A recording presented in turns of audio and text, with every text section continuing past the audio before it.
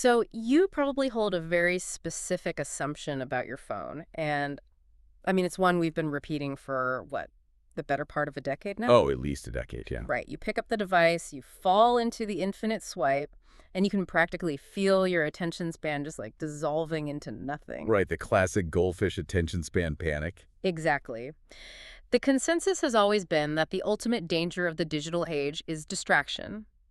But what if we've been diagnosing the wrong disease this entire time? That is the million-dollar question. It is. What if the actual threat to you, to the way your brain processes the world, isn't distraction at all? What if the real danger is dismissal? And honestly, that reframing forces a complete reevaluation of how we view our daily digital habits. Because we tend to think we're simply losing our focus, but we might actually be losing our fundamental grip on reality.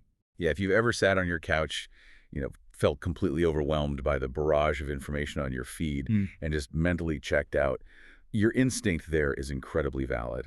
We're looking at a deep structural fracture in how human beings process truth, complexity, and pain.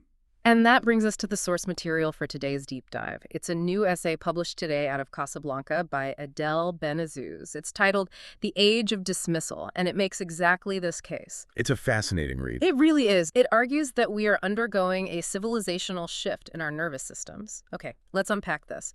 Because our mission for this deep dive is to figure out the mechanics of how the swipe era is actively training us to override reality itself and, what you can do to avoid becoming a victim of it. And to start, Benazuz proposes that we have transitioned completely out of the much-discussed attention economy. Right. We're past that. Exactly. We are now operating inside what he calls a dismissal culture. But before we can understand how we dismiss reality on a daily basis, we really need to examine why our brains are compelled to build this defense mechanism in the first place. Yeah, and the essay points out a historical baseline that feels obvious once you hear it, but we rarely actually articulate it anymore. For the vast majority of human history, meaningful events arrived at a human pace. A human pace, yes. Like, think about it. A book had duration. Right. You had to sit with it for days or weeks. A disagreement with a neighbor had texture. You couldn't just block them. Right. It took time to unfold in a room. You had to read their body language, feel the tension, and eventually resolve it. People had the literal time and space to exist as whole processing beings. And you contrast that pacing with the environment you navigate right now. Meaningful events no longer arrive sequentially. No, not at all. They arrive in fragmented bursts. And critically, they are all flattened onto the exact same two-dimensional scrollable surface. Yeah, the feed. The feed. The text breaks down the timeline of a modern user's feed, and it's wild. You are presented with an influencer's beautiful, curated life in 12 seconds. Then you are hit with a deeply polarizing, bold political opinion in 8 seconds. A devastating global crisis unfolds in 20 seconds. A miraculous scientific breakthrough in 15. It's just whiplash. It is. A scandal, a joke, a tragedy, a targeted advertisement. They are all compressed into the exact same visual and temporal format. I picture it like an incredibly chaotic kitchen experiment. Oh, how so? Imagine taking a beautifully crafted wedding cake Okay. and a raw jalapeno. That's a terrible start. Right. And then you add a tragically sad newspaper headline. You throw all of that into a high-speed blender, and you just hit pulse. Oh, wow. When you pour that out, you don't taste the individual ingredients anymore. You just get this undigestible, gray, emotional sludge. That is a very visceral analogy. But it's true. You can't process the profound joy of the wedding cake, and you can't process the sharp pain of the tragedy because they have been homogenized into a paste. Your brain doesn't know what to do with a jalapeno cake tragedy smoothie. What's fascinating here is how the author defines the psychological result of consuming that sludge. Benazuz calls it a chronic assault on proportion. A chronic assault on proportion. Yes, because everything on that screen is presented with the exact same intense immediacy, like the same bright colors, the same loud audio, the same demanding push notifications. Nothing can be integrated by your brain. Everything is dialed up to an 11. Exactly. The individual feels incredibly small compared to the volume of the world, and the system offers absolutely zero pause for what the text calls grounded restoration. So you just never recover. You don't. The mind realizes it cannot process this volume of stimulus, so it adapts. It learns to simply float above what hurts. Which leads us directly into the mechanics. Since we cannot possibly digest that emotional sludge, our brains write a new piece of hidden survival software. The core theory. Right. This is the core theory of the essay, the dismissal override. The author defines this as a defensive mental and emotional response where a person rapidly bypasses or neutralizes uncomfortable reality. It acts as an emergency valve. Mhm. When faced with inadequacy, profound complexity, glaring contradictions, or just raw pain, you don't synthesize it. You cognitively and emotionally swipe it away. But wait, let me push back on this premise for a second. Sure. Isn't adapting to overload fundamentally a good thing? Like, if my nervous system didn't bypass at least some of this nonstop novelty and comparison, wouldn't I just break down entirely? Oh, absolutely. I mean, if I actually stopped to deeply process every single global tragedy that crossed my feed before 9 a.m., I wouldn't be able to get out of bed, let alone go to work. Your logic is perfectly sound, and the author actually concedes that exact point early on. In small, acute doses, bypassing information is a perfectly healthy survival mechanism. Okay, good. So I'm not totally broken. No, you need a filter to function in a hyperconnected world.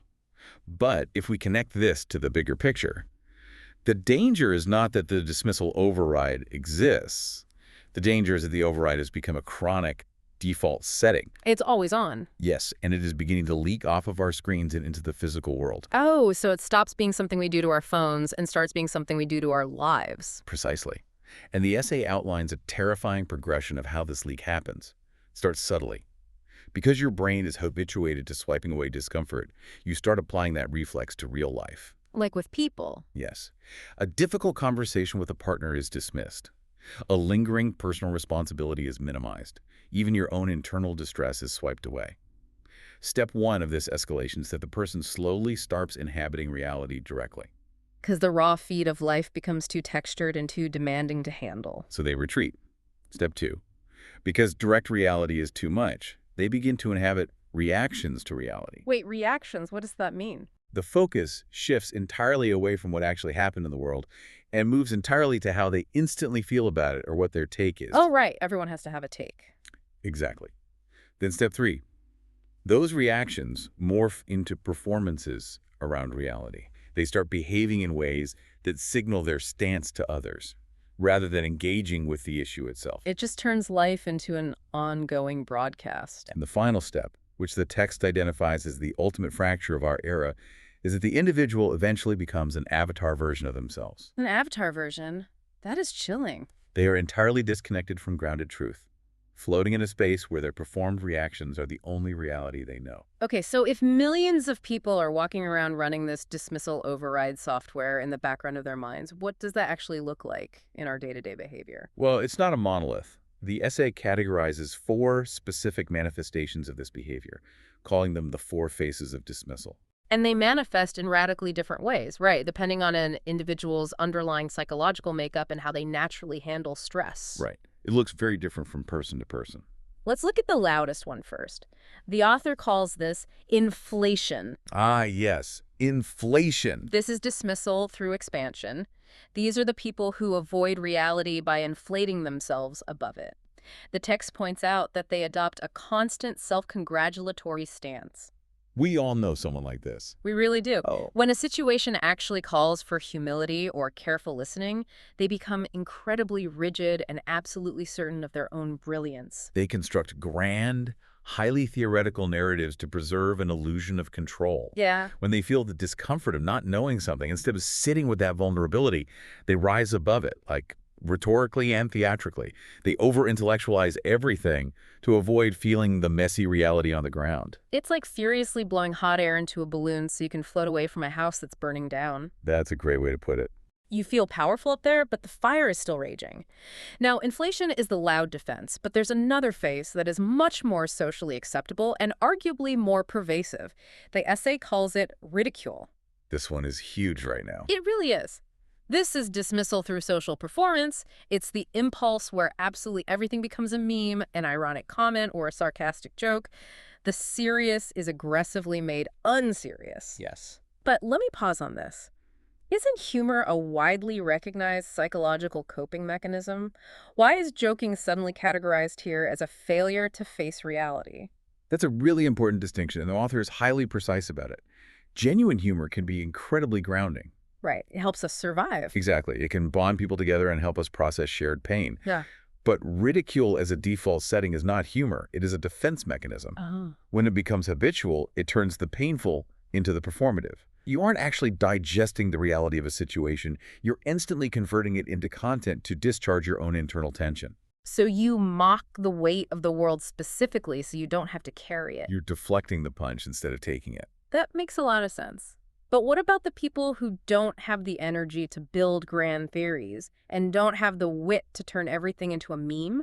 What if the system just overloads you completely? That leads to the third phase, which is freeze. Freeze. This is dismissal through withdrawal, and it paints a haunting picture. It really does. These people are physically in the room with you, but they are entirely absent. They are digitally connected to thousands of people, but emotionally unreachable to the person sitting right next to them. They don't fight reality like the inflators, and they don't mock it like the ridiculars. They simply stop meeting it altogether. They just shut down. Their nervous systems retreat into silence, into endless scrolling, into suspended action. They psychologically leave the premises. They become passengers in their own lives. And if you freeze long enough, you eventually just delete the files you can't handle. Which brings us to the fourth and final phase. Erasure. Erasure is terrifying. It is dismissal through numbing and rapid memory loss. The difficult fact is encountered, and then it is just completely forgotten. The emotional impact vanishes almost immediately because the system protects itself through compression. And here the essay drops a principle that stopped me in my tracks. The somatic transfer concept. Yes. The author states, the body stores what the mind will not hold. That is such a heavy line. It is. It explains the biological cost of the override. If your conscious mind continually refuses to process stress, grief, or complexity, that energy doesn't just disappear. It has to go somewhere. The physical body is forced to absorb the impact. Unprocessed digital trauma transfers into physical tension, exhaustion, and illness. Here's where it gets really interesting. Because if you look at these four phases, inflation, ridicule, freeze, and erasure, they look like completely different species of human behavior. Completely different. You have the arrogant internet debater on one extreme, the irony-poisoned meme creator, the quiet, withdrawn doom scroller, and the person who just instantly forgets the news they read 5 minutes ago. But beneath the surface, they share the exact same root cause. Yes. The modern adaptation of, I cannot metabolize this reality fast enough, so I must neutralize it. They are four distinct masks covering the exact same failure of psychological digestion. And that realization really forces us to scale this problem up. Right. From the individual to the collective. We've explored how this distorts a single person. But what happens when an entire society adopts these four phases of dismissal? What does the civilization look like when it runs on this override? The text paints a grim portrait. It describes a society actively losing its coherence because reality itself has lost its authority. That is the tipping point. In a corporate environment, difficult feedback is immediately dismissed as a toxic attack. In personal relationships, grounded truth is replaced by rapid-fire emotional reactions. On a cultural level, irony completely replaces sincere value. People stop doing the hard, slow work of building character, and instead they just endlessly curate their identities. The author uses a striking phrase here, describing the modern self as a negotiable skin. A negotiable skin. Yes. When your thoughts, your feelings, and your core identity are no longer anchored in the friction of direct reality, your internal discernment weakens. You just go with whatever the feed wants. People become highly influenceable. They become unstable, permanently available for capture by the next algorithmic trend or the next outraged online tribe. The essay terms this phenomenon psychological drift. Psychological drift. That perfectly captures the sensation of being swept down the river of a feed, where you start constantly asking the room what gets validation, instead of quietly asking yourself what is actually true. And you end up orbiting mirrors in what the author calls a self-gaslighting bubble. That is the breeding ground for a civilization of avatars. So what does this all mean? How do we measure a societal drift away from reality before it's completely irreversible? Benezous actually proposes a testable cross-disciplinary framework for this. He calls it the DOI, or the Dismissal Override Index. The DOI. The objective of the DOI is to establish a metric for researchers to track the precise tipping point where a natural mental protection strategy devolves into a dangerous cognitive distortion. So they want to actually measure it. Yes, it would measure the degree to which an individual, a demographic, or an entire nation relies on habitual dismissal. If they are building an index to quantify this, I imagine they'd have to measure behavioral reaction times, like tracking how many seconds it takes for a user to shift from reading a devastating news report to posting a sarcastic, unrelated joke. That would be one metric for sure. Or measuring how tightly someone's sense of adequacy is tethered to external digital validation. Exactly. Researchers across sociology, neuroscience, and psychiatry could also track physiological markers. Like heart rate. Yes, they could measure heart rate variability and nervous system regulation when a subject is presented with complex, ambiguous information. To see if their body panics when faced with nuance. Precisely. The DOI would quantify how frequently a population chooses to freeze, disengage, mock, or somatize difficult input, rather than doing the slow work of processing it. As the essay suggests, if this framework is applied, we might finally map the hidden psychological signature defining our current era. Wow. This raises an important question, and it's one that requires you, the listener, to look at your own habits. It's time for some self-reflection. The ultimate question we have to grapple with isn't the tired, repetitive debate over whether social media is good or bad. Right. The essay argues that binary is far too shallow. The real question you have to ask is, what kind of human nervous system are you actively developing every time you pick up that device? Are you training yourself to run away? Exactly. Civilizations do not merely collapse from external pressures or a lack of physical resources. They hollow out when they lose meaningful contact with reality. Yeah. A culture weakens when seriousness becomes laughable, when genuine pain is mined for content, and when objective truth is treated as an optional accessory. So what's the fix? Well, the remedy for this is not going to be found in basic digital hygiene. No more app timers. Setting an app timer for 30 minutes won't save you from psychological drift. The task ahead demands what the author terms human re-anchoring. Human re-anchoring. We have to force ourselves to sit with the friction of the real world again. We have to relearn that human pace we talked about at the beginning. The future will not belong to the loudest voices, the fastest reactors, or the most digitally optimized personal brands. Thank goodness for that. It will belong to those rare individuals who can sustain contact with reality without feeling the overwhelming urge to dismiss it. Yeah. The capacity to stay present, to remain grounded in the face of complexity and discomfort, is going to become the single most valuable psychological strength a person can possess. Before we wrap up, consider one final thought that builds on everything we've uncovered today. We've talked extensively about how the dismissal override affects us individually and how it drifts our current society. But let's look at the physical toll.